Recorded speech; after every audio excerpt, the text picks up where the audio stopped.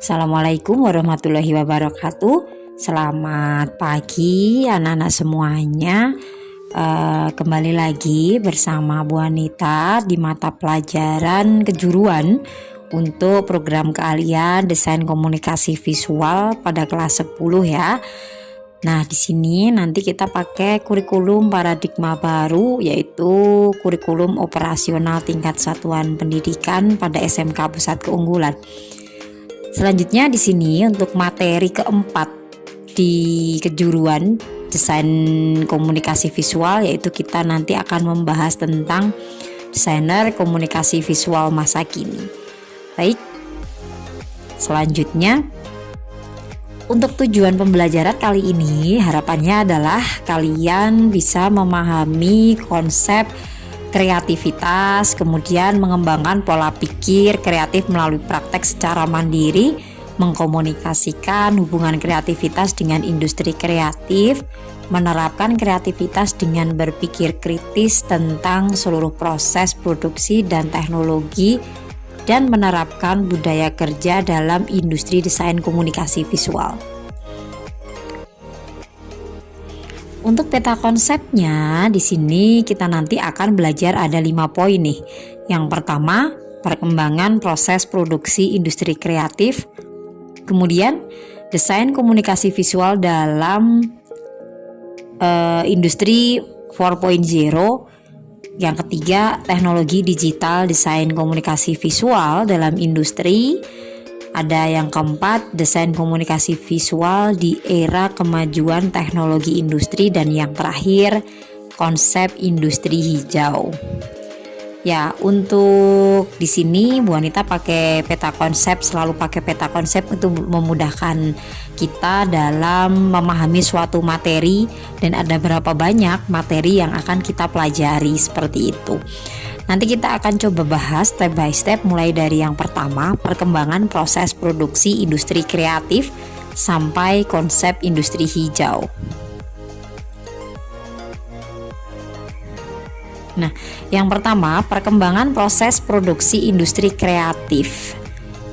Yang namanya industri kreatif saat ini menjadi motor penggerak perekonomian nasional. Salah satunya adalah bidang DKV. DKV itu merupakan satu dari 4 subsektor ekraf yang mengalami pertumbuhan yang sangat pesat. Kenapa? Karena DKV memiliki peranan penting dan mampu memberikan dampak yang sangat besar terhadap subsektor ekonomi kreatif di Indonesia. Nah, industri kreatif itu merupakan awal dari aktivitas ekonomi yang berkaitan dengan penciptaan atau penggunaan pengetahuan dan informasi teknologi. Industri kreatif juga sering disebut dengan nama lain, yaitu industri budaya atau juga ekonomi kreatif. Selanjutnya, nah ini nih, menurut Hawking, ekonomi kreatif terdiri dari apa saja? Yang pertama, periklanan, arsitektur, seni, kerajinan, desain, fashion, film, musik, seni pertunjukan, penerbitan, penelitian, pengembangan, perangkat lunak, mainan, dan permainan televisi dan radio, dan permainan video. Nah, untuk industri kreatif merupakan awal dari proses penciptaan inovasi, kreativitas, dan ide baru dari seseorang atau sekelompok orang yang dapat menghasilkan produk-produk inovasi baru dan dijadikan produk ekonomi yang membuat nilai jualnya menjadi tinggi. Dengan begitu, maka industri kreatif punya manfaat yang bisa kalian pahami, yaitu ada 3 nih. Yang pertama, dapat menumbuhkan kreativitas. Yang kedua, menghasilkan inovasi produk-produk terbaru. Yang ketiga, menciptakan ide-ide yang baru. Industri kreatif ini dapat menjadi alternatif lain sebagai perkembangan industri saat ini di Indonesia, khususnya pada bidang DKV. Ya, yang kedua, kita sudah move di poin yang kedua, yaitu tentang DKV dalam industri 4.0. Nah, kalian pasti sering ya mendengar istilah revolusi industri 4.0. Revolusi industri itu merupakan suatu perubahan besar terhadap bagaimana manusia dalam mengolah sumber daya dan memproduksi sebuah barang. Adanya revolusi industri berawal dari terjadinya fenomena pada tahun 1750 sampai 1850. Saat itu telah terjadi perubahan besar-besaran pada bidang pertanian, transportasi, dan teknologi. Revolusi industri memanfaatkan komputer dan robot sebagai salah satu dasar dari perkembangan teknologi. Perubahan teknologi juga sangat berpengaruh pada bidang DKV. DKV sering disebut sebagai desain grafis. Desain grafis merupakan turunan dari seni murni. Terkait dengan adanya desain grafis yang mana di era revolusi industri dikerjakan oleh para seniman, awal mulanya adanya desain grafis itu hanya disebut dengan desain. Dan istilah desain pun pada awal perkembangannya disebut dengan seni terapan atau applied art. Untuk membedakan dengan seni murni, fine art atau pure art, kata desain muncul akibat dari revolusi industri di Eropa pada awal abad ke-20. Istilah desain grafis baru mulai dipopulerkan. Menurut Adityawan, proses merancang gambar atau bentuk-bentuk visual dwimatra atau dua dimensi untuk kepentingan proses komunikasi yang fungsional dan efektif. Dengan adanya perkembangan teknologi pada awal abad ke-20, media komunikasi mulai digunakan pendesain dapat berkembang sehingga memanfaatkan media komputer dan elektronik. Perkembangan teknologi komputer dapat mengolah gambar dan video, mengakibatkan berkembangnya profesi pada desain grafis.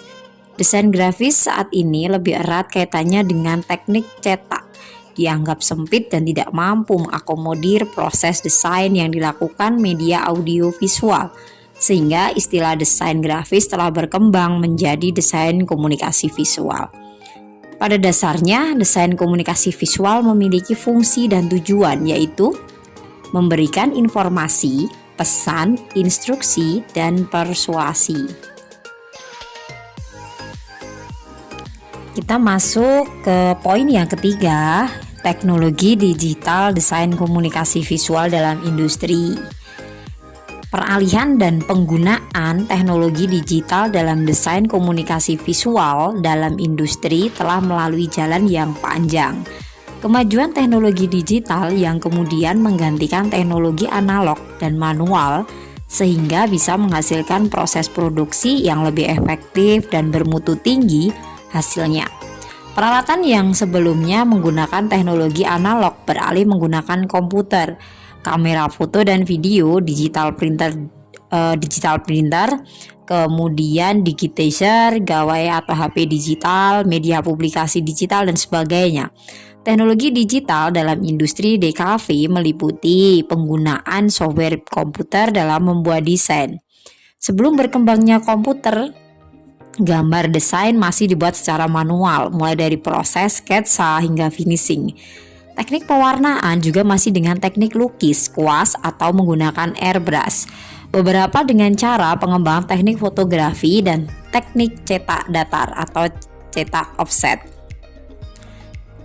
Nah, pada awal penggunaan software komputer itu juga mengalami banyak penolakan. Beberapa desainer yang masih menganggap yang namanya garis gambar hasil PC atau hasil olahan komputer itu tidak punya sentuhan estetika manusia dan terkesan kaku serta tidak dinamis.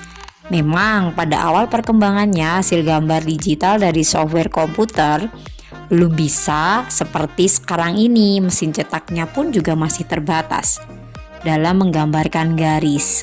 Akan tetapi lambat laun seiring perkembangan teknologi komputer grafis serta printer, maka semakin banyak desainer yang bermigrasi ke media digital.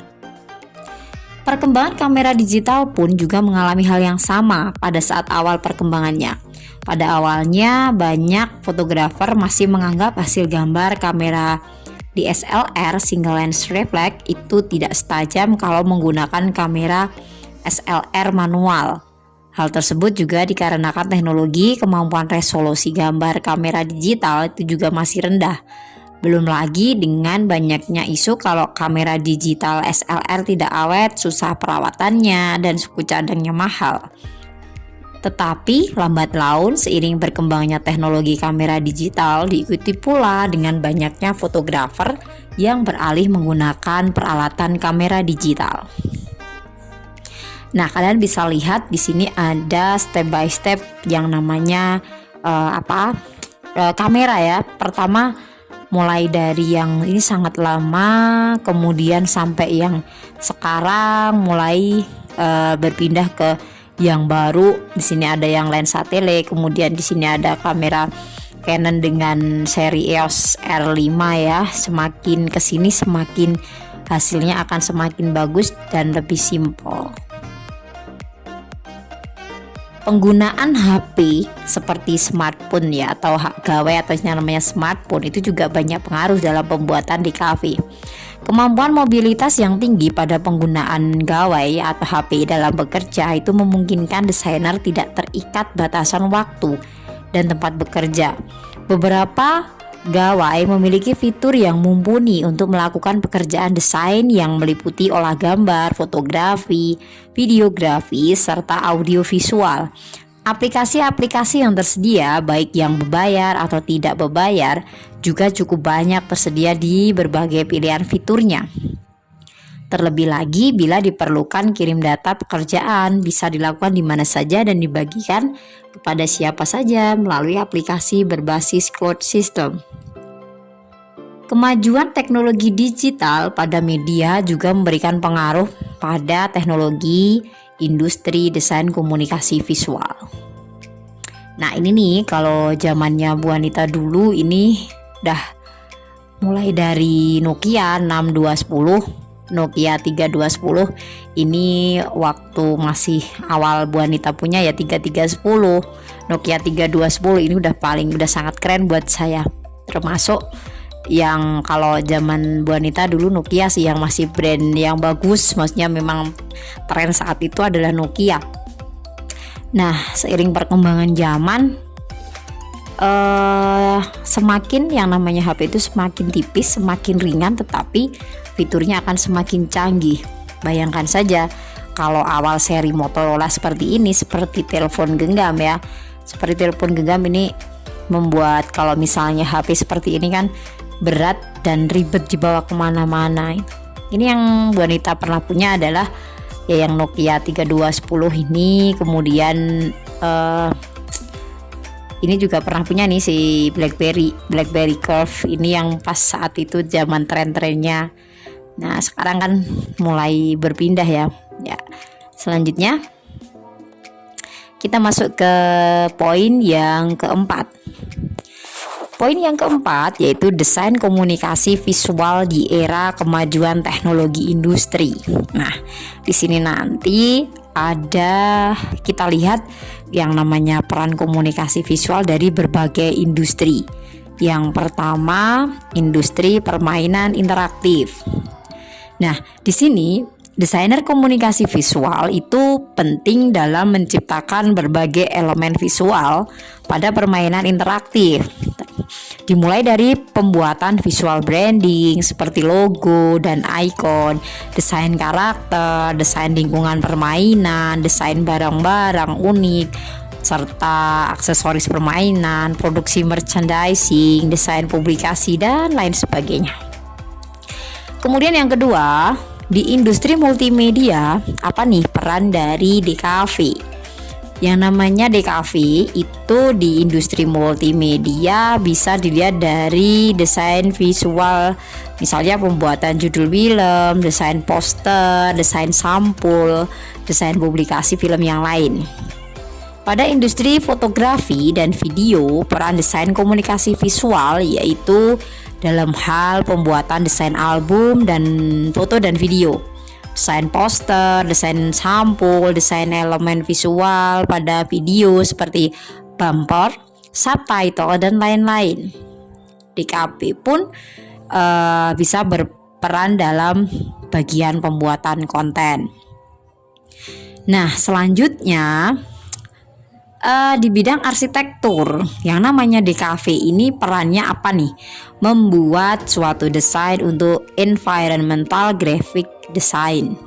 Jadi sistem penandaan nama ruang, denah ruang, dan yang lain, visual branding, infografis, dan lain sebagainya yang berkaitan dengan DKV.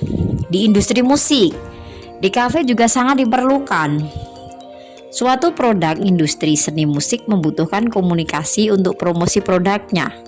Nah, peran DKV itu adalah membuat perancangan media promosi kegiatan, antara lain pembuatan desain sampul album, desain poster, dan banner. Nah, ini nih untuk cover albumnya. Contoh dari produk dari DKV adalah seperti ini, yaitu cover album. Ini adalah produk dari desain komunikasi visual.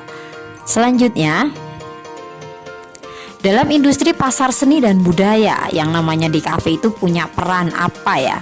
Yaitu pembuatan desain katalog atau katalog penjualan atau pameran, desain layout pameran, desain media promosi, baik lini atas maupun lini bawah, dan pembuatan visual branding event kegiatan pameran. Di industri web design ini juga sangat berpengaruh nih untuk DKV. Pekerjaannya membuat desain tata letak atau layout halaman web, desain ikon, desain banner baik static banner maupun dynamic banner, dan desain konten visual seperti fotografi, ilustrasi, dan infografis. Di bidang riset dan pengembangan, DKV dibutuhkan untuk membuat beberapa penyajian data secara gambar visual. Gambar data riset dan pengembangan bisa didesain dalam bentuk infografis, grafik, pie chart, atau kolom chart, dan membuat tata letak presentasi data. Nah, sekarang kita masuk ke yang nomor 5, yaitu konsep industri hijau. Di sini ada 3 tahap: tahap pra, produksi, dan pasca. Untuk tahap yang pertama terdiri dari perancangan rencana produksi dan persiapan sumber daya produksi baik manusia maupun material.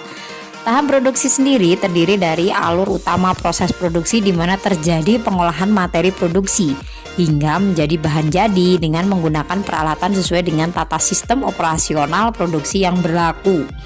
Dan tahap pasca yaitu terdiri dari proses pengakhiran seperti uji kelayakan, pengemasan, dan pengiriman atau distribusi produk. Untuk siklus dari produksi pada suatu industri yang berjalan dapat memberikan dampak-dampak negatif terhadap lingkungan. Contohnya, polusi, eksploitasi sumber daya alam, limbah sisa proses produksi, sampah sisa produk yang tidak bisa digunakan atau didaur ulang secara alami. Konsep industri hijau berupaya untuk memperhatikan proses produksi secara maksimal pada efisiensi dan efektivitas sumber daya yang berkelanjutan atau sustainable resources, sehingga fungsi lingkungan hidup dapat terjaga kelestariannya dan bermanfaat bagi masyarakat. Semua upaya industri hijau tersebut dilakukan sejak tahap pra sampai pasca. Nah, upaya-upayanya dalam melaksanakan operasional konsep industri hijau yaitu: 1. Bahan baku diupayakan dari bahan baku yang dapat diperbaharui sehingga tidak merusak lingkungan.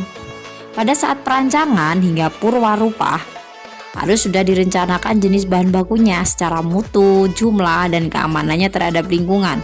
Begitu pula dengan bahan baku penggantinya bila diperlukan.